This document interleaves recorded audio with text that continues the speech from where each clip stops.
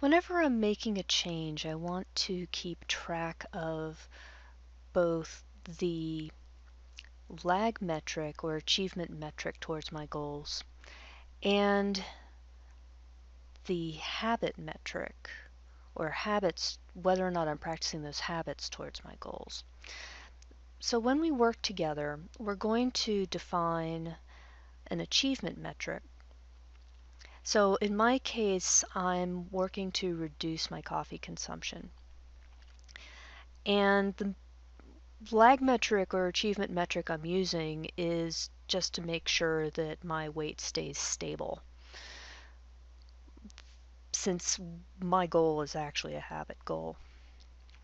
But the habit that's going to support that, I'd like to think of those habits as more additive or replacement versus negating. So when we define a habit, I'm looking for a replacement habit to drinking coffee. In my case, my target is 6 8-ounce glasses of water. Now, that's probably a little low. It doesn't mean that's the only beverages I'm drinking, but that's what I'm targeting is 6 8-ounce glasses of water. So if I get all six, I put a V in. If I've made at least a go of it, I'll put in a P. And when I'm feeling really motivated, I can put in a comment. So let's say on the 11th day, I managed to get 3 glasses of water. So I can put in the P and then I can insert a comment.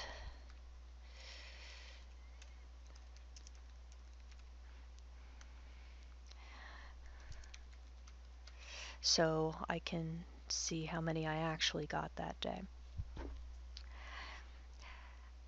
From this information, there's some dashboards.